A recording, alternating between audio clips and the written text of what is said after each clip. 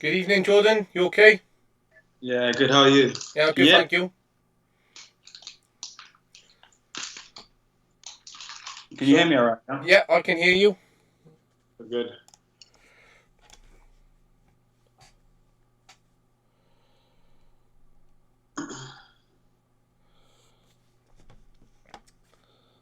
Okay, Jacob?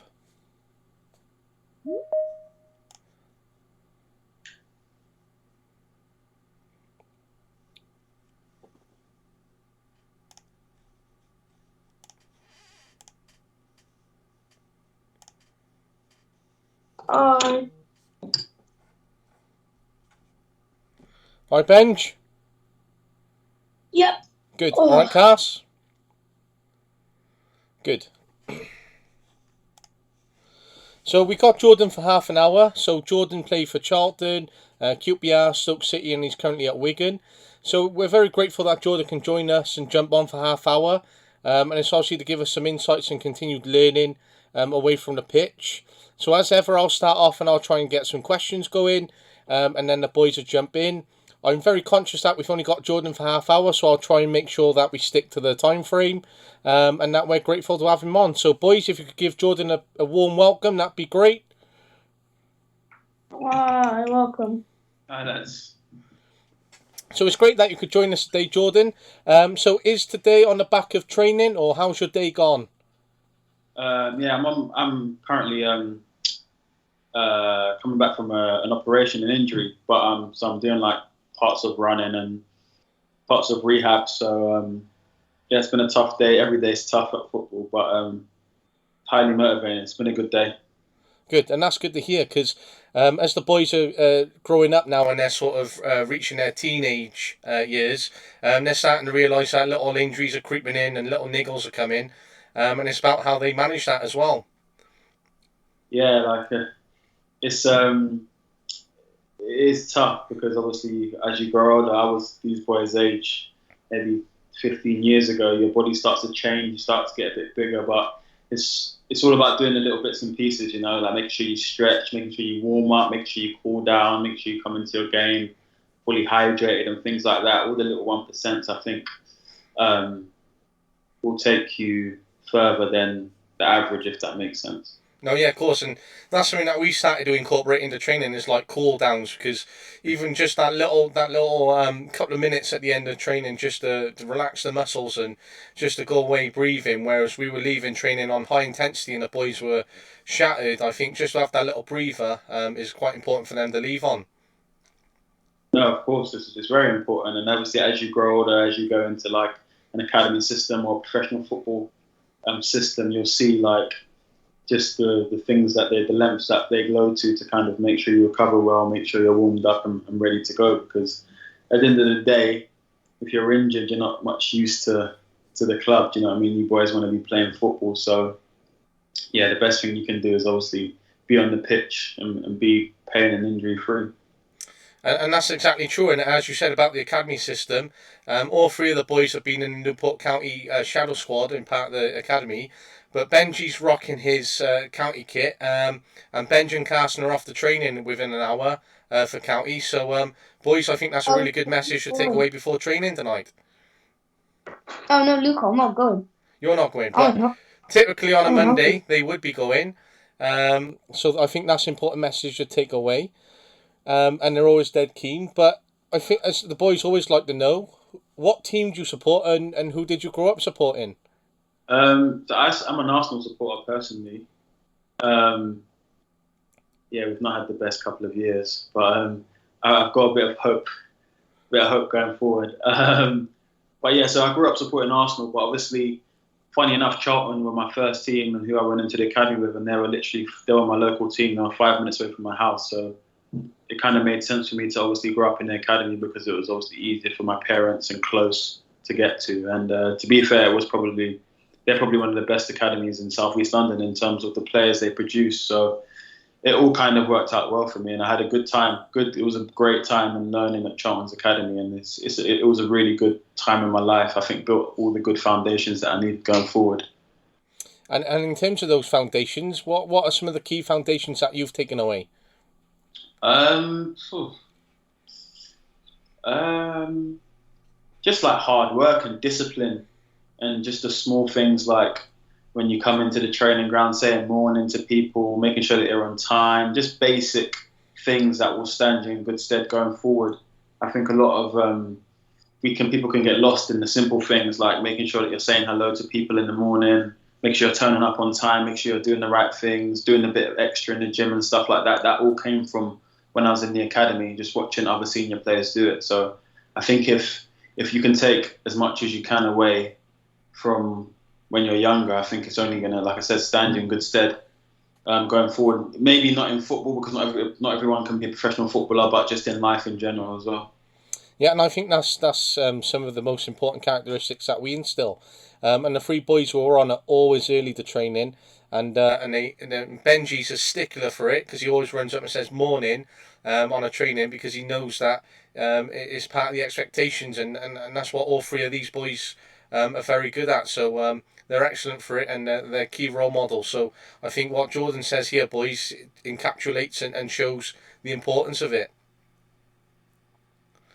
So we're very lucky to have Jordan on because it does interlink where he's been at Charlton, and obviously we had Darren Pratley on the other week who was at Charlton within the last couple of years, and he supports Arsenal, and we do have another Q&A later on in the week with Justin Hoyt who played for Arsenal. So it's quite a close-knit world in terms of football itself, and you got given you ended up being managed by Nathan Jones, who was part of the academy system for you at one point, wasn't he?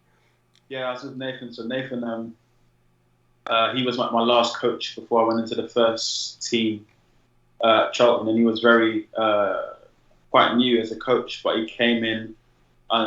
He was my under-21 coach, and he was very good, very good, very energetic, and he taught me a lot. And then obviously I stepped into the first team under Chris Powell.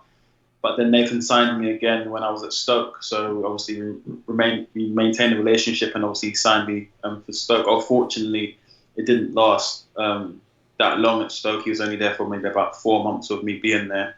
But yeah, Jonesy is a great up and coming coach, and I'm sure he'll be very successful. And I can tell you probably know him because he's Welsh. Yeah, and I've had sort of eyes on him because how young he is and the way he's sort of come through and what he done. And I was gutted when he was sacked from Stoke because he done a good job beforehand before coming. But that leads into one of my questions. What's the transition like from when, say, Jonesy left to when Michael O'Neill took over? Transition. What, as a player or in general as him as a person?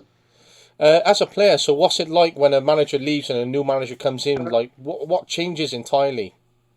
Um, it depends. It depends. I've probably had about 12 different managers in my career, so every manager that's come in has been different. But specifically when Nathan left and Mike O'Neill came in, I just say it was not much change. You know why? Because we were mid season. We had like a game in like 2 or 3 days. So Michael O'Neill came in and just tried and tweaked a few bits, but he didn't change things drastically. There's always like a kind of an airy kind of mood around the club when someone's just like got sacked because everyone's a bit uncertain. People don't know what's going on. But like I said, it wasn't really. He just made small little changes, and then on the Saturday, I think the boys won anyway. So he did stamp his mark very quickly, and then obviously he kept us up that year, which was very important for the club. And that's great to hear. But as much as you stayed up that part of the year, you have experienced relegation within your career, haven't you?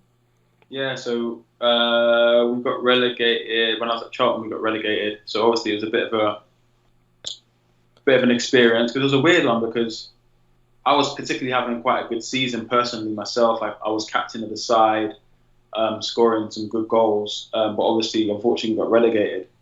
So it was a bit of a catch-22. Do I stay with the club and help them go back into the Championship, or do I progress with my career? And I decided to obviously, I thought I had done well that season in the Championship, proved I could play in the Championship, and then obviously QPR came into me, and then I signed for them. So yeah, it was a bit of a big decision to make. Obviously, Charlton being my boyhood club, and obviously watching them being relegated was hard, being the captain of the team. But I think I was 22 at the time, just for the sake of my career and me wanting to play at the highest level possible, I had to leave and I had to go to QPR. And that's a very difficult decision, boys, in terms of what Jordan's saying there, in terms of having to leave his boyhood club and make that decision to step away from an environment which he's known for many years. We do have one of the boys who wanted to be on, who actually supports QPR, so that was quite surreal for him. But I said I'd ask the question for him. What was your time like at QPR? It was a bit up and down. It was a bit up and down. There was a lot of transition going on at the club. Had a really bad injury. Well, I say bad injury. I tore my rectum off the bone, so that kept me up for about 3 or 4 months. And there was, like I said, there was loads of transition. We had 3 different managers in 3 years, so it was a tough time. But the club obviously were going through a transitional stage, and I think they're a bit more stable now with the team and with them doing so well. But I don't regret going to QPR at all because I think I learned so much there. There's so much great people, great coaches there. As I do with Stoke and with my other previous teams, I all believe like I'm so grateful to be able to play for these big clubs. So no, it was a good time, and it's nice to see them doing well now. Yeah, of course, and that's what you want to hear, and it's all about what your time and experience is at each and every club, and how are you finding Wigan now? What's Wigan like for you? Wigan's been brilliant. It's been really good. It's been a breath of fresh air for me personally. Coming obviously leaving Stoke, I wasn't actually expecting to come back up north to the north side. But when Wigan showed some interest in me in the summer, I came up to meet the manager and the assistant manager before I signed because I needed to. It was a very important move in my career, and I needed to make sure it was right. So I thought I'd drive I think it was 5 hours up from London, and met them. Had a meeting. They took me around the stadium, took me around the training ground, told me what their plans were for the season, and I was really sold. They seemed very genuine. They seemed like there was a lot of thought behind bringing me into the club, and I thought, you know what? Although at the time I probably would have rather stayed in the Championship. It was a time in my career where I needed to definitely play games. So I thought, you know what? These are the people they want me. They want me the most. And then I ended up signing for Wigan. But it's been literally a breath of fresh air. Like the manager, the players. It's a fairly new team. I think we've brought in with about 17 new players. But the bond we've had as players has been phenomenal. Probably one of the best changing rooms I've been in. So it's been a really good. Apart from obviously being injured and obviously having an operation, I think other than that, it's been, which is part and part of football. It's been a great time. I've really enjoyed I enjoy it. I enjoy going to football every day. Seeing the boys and working hard, and I think we've got a great culture going there. So long may it continue. And that sounds great, and I think there are some key messages in there that you can take away, boys, especially with how close the squad are, and how they can build together really well and connect, which is what we do. Is it difficult then when you sort of have to pack up and move away and take your career in a different direction? Is it does it provide some challenges in any sense? Definitely, because obviously as I got older, obviously you have different responsibilities. I have a fiance who is based in London, and we kind of live like long distance. So, and I have my first child now. So these boys are probably not going to be having children for a long time, but moving away from your friends and your family and stuff like that. But unfortunately, if you want to be a professional footballer, you're gonna have to make certain sacrifices. Do you know what I mean? I never got to like go partying when I was 18 and go out with my friends and things like this, but I probably live I live a great life. I have the best life. Do you know what I mean? So you have to make. I think every footballer has to make some sort of sacrifice, and it just depends on how many sacrifices you want to make, which will determine how far you go in football, really. So yeah, like I said, it is tough. You know what I mean? You live away from family. You spend a lot of time on your own. Do you know what I mean? But it's the dream. It's what everyone wants to do. Do you know what I mean? Like I said, it doesn't come without sacrifice. There's a lot of time away, a lot of time in hotels and things like that. But it's the best feeling to step on the field on a Saturday, playing in front of thousands of people, kicking the ball for a living. It's the dream. Do you know what I mean? So if someone told me would I make them sacrifices again, I'd do it over and over again because I know what joy it brings me playing football. And that's an amazing takeaway message there for you boys. And it's those sacrifices that count. Benji, do you have a question? Okay, go ahead. Feel free to ask. So Jordan, what's your favourite game you've ever played? Favorite game I've ever played in? Wow. I played in a few games, but there was a game when I was at Stoke. It was a Boxing Day game. So Boxing Day games are quite popular. Everyone's coming, obviously, quite joyful from Christmas. We played Sheffield Wednesday, and it was just it was a crazy game. I think we were 2-1 down, and I think the clock was past 90 minutes. There must have been about 5 or 6 minutes added on. And then one of my teammates, Tyrese Campbell, came on and scored in probably like the 91st minute.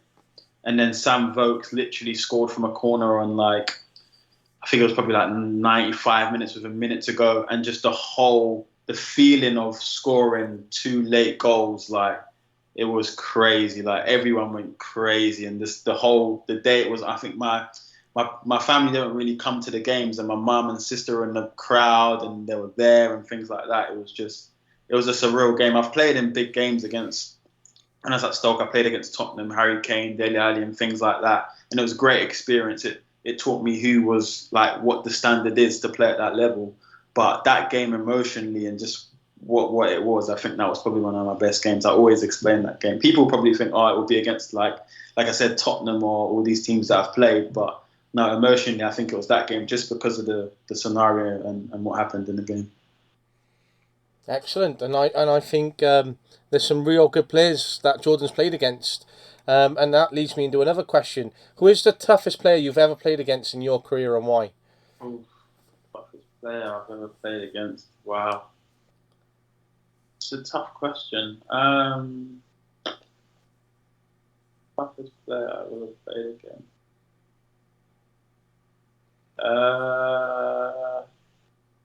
James Maddison was very good. James Maddison was a very, very good player. We played him in a pre-season game at my first time at Stoke when I was with Nathan Jones. And to be fair, we lost.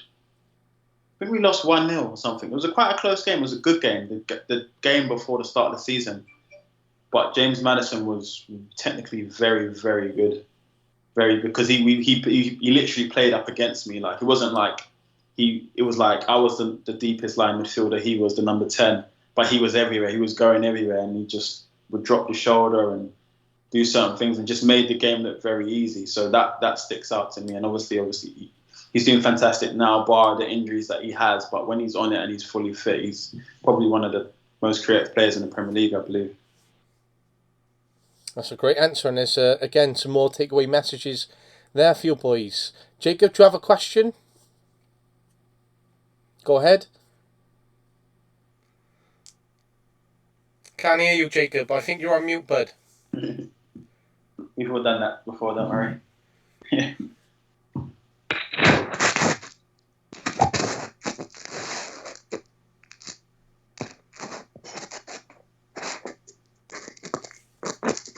Still can't hear you, Jacob. You might have to type it in and I'll ask it for you, buddy.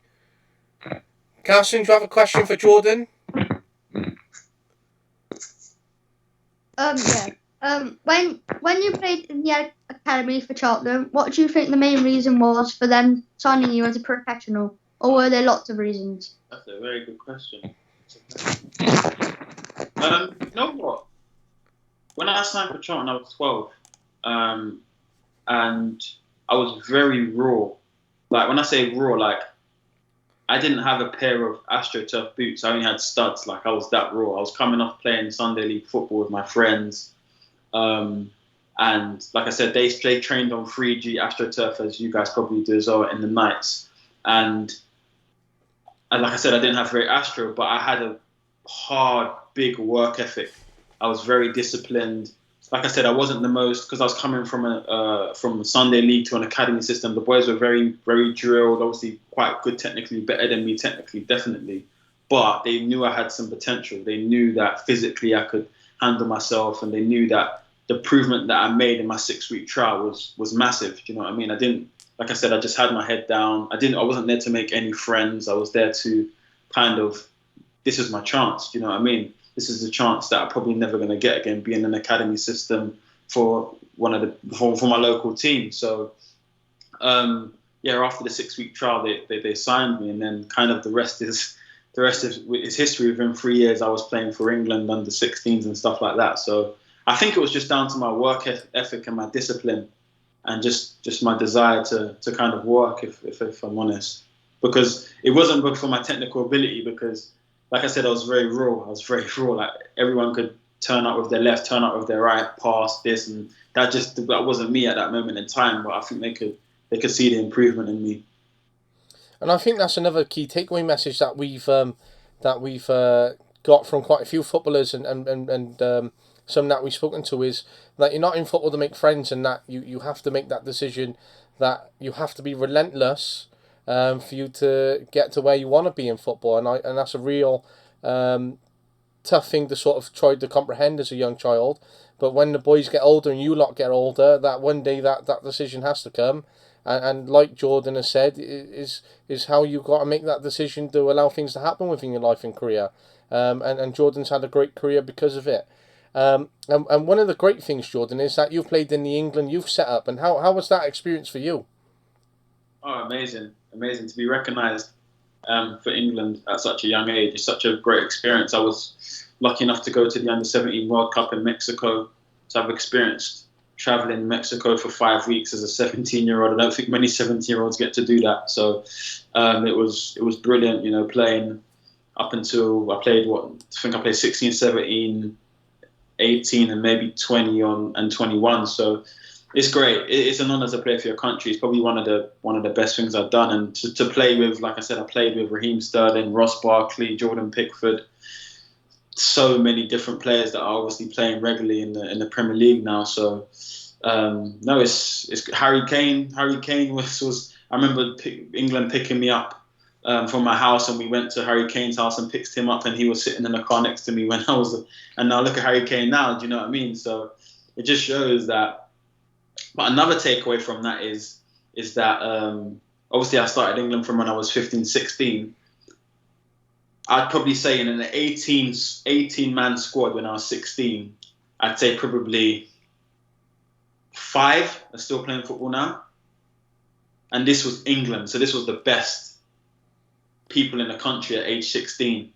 And there was about 18 of us, and maybe 5 are still playing in like the Football League, so League 2 and up. The rest are probably not even playing football anymore. So that just shows that you can beat England at under 16, under 17, but does not mean that you're going to have a prolonged 10, 12, 15-year football career, which is obviously surprising to a lot, but it happens all the time.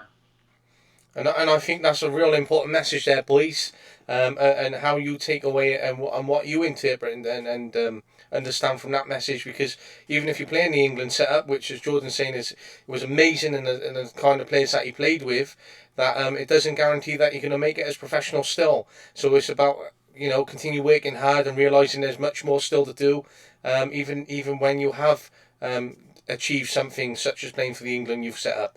And I think that's an amazing experience that Jordan's had. I'm conscious that we've got about 7 minutes left. But if we had to ask a question to you, Jordan, where would you see yourself in the next 5 years, as both as a player and a person? Good question. So as a player, touch wood, I hope to still be playing because I'll be 33 in 5 years, so I hope to still be playing if my body allows me to. That would be really nice. Where I don't know, obviously in the league as high as possible. Hopefully Premier League, which is always going to be my dream, and I always strive towards that. But as a person, I think football's definitely matured me very quickly. So like I have a young daughter now. So she's very motivating. I'm very motivated right now to try and be the best kind of person and footballer for her. But yeah, as a person, just continue to grow, continue to learn. You know what I mean? Continue to talk to you guys. I love talking to people like you guys and giving back. And if anything I say today can help you guys going forward, then I feel like I've done my job. So just do things, like I said, give back.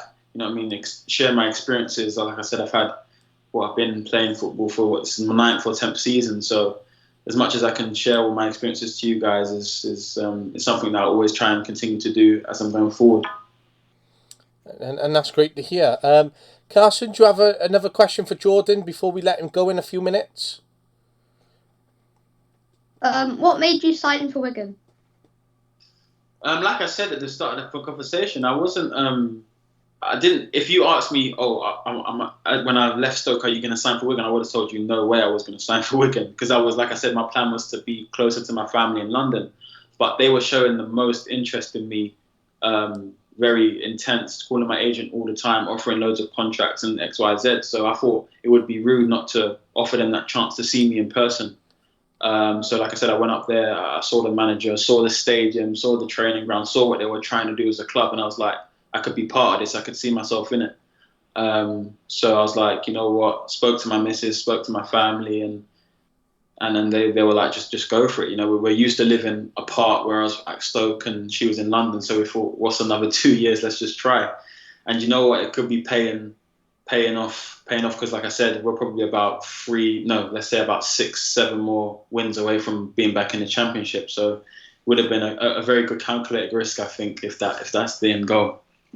And that's the way football works out at times, boys. You know, you can sort of make a solid decision knowing what's going to happen, or that you have to make a calculated risk, and your career could go one way or another. And in this way, it's paying off for Jordan so far, and he's having a great experience. And in terms of that, Jordan, if you weren't a professional footballer, but you could be a professional in any other sport or one that you would like, what sport would it be and why? I think I probably would have been. I think I would have tried cricket. I say cricket because when I was still in the Charlton Academy, I was still playing cricket on a Saturday morning, and I had to pick between cricket and football. The academy manager, Steve Avery, said, "Now listen, Jordan, we know cricket is a great sport, and we don't mind you obviously developing another sport, but you need to pick one now." And obviously, I was starting to play matches on a Saturday and things like this, so I kind of had to drop cricket and play football. But I really did enjoy playing cricket because it was just like I'm Jamaican, West Indian. It was something that was always in my culture. So I think I probably other sport it would have been cricket or maybe athletics or something like that because I'm a very sporty guy. I like different kind of athletic sports. So definitely something along them lines. I think for sure. And that's great to hear. And boys, it's very important to have a wide range of sports to continue experiencing and cross reference your skills and to give you those options. And I suppose one last question, just sort of piggying back off what you just said, having those nationalities and those options there, if one of the other national teams came and said, Jordan, come and play for us, would you go and play for that one of those national teams, and which one and why? Yeah, so I can play for Jamaica. I have a Jamaican passport. So I think if they were to come along and try and offer me to play, I think why not? You know what I mean? I think it's a fantastic experience to play international football. You get to experience lots of different things in the world, which I love to do. So if there was to come along, obviously I'd see what situation I'm in, and hopefully it doesn't keep me away from my club team because that's obviously the priority. And then yeah, like I wouldn't see it being a problem, to be honest. It was something I would definitely love to do in the future. And I think that's great to capture that sort of insight and experience because, as I said, we had Darren Pratley on, and he's of a Jamaican descent as well. But what he said to us was he had the opportunity to play for Jamaica and he turned it down. So it's good for the boys to sort of hear from two different perspectives of the opportunities that are presented to one footballer compared to another, and how one would turn it down and how one would see it as an open opportunity to experience and explore, which I think gives the boys context and some thinking to do if that was presented in their lives. I know it's coming up 5 o'clock, Jordan, but we said half an hour, and I really appreciate you coming on, even for that half-hour insight. And there's lots of messages we've taken away just for this half hour alone. I wish you the greatest comebacks and recovery with your injury, and I hope that the season goes well and you get promoted. And it'd be great to see you grow and how your career goes, and if that international call up from whoever happens, and I hope it happens for you. But I really appreciate you coming on, and it's been really good. So thank you very much. Perfect. Thank you very much for you guys' time, and good luck for the season. What do we say, lads? Thank you. Thank you. And then I think Jacob's lost his sound, but he's thankful as well. So Jordan, thank you very much. Take care, and let's hope Arsenal don't do well either. But take care. Thank you very much. Thanks, guys. Take care. Cheers. You too. See you. Bye.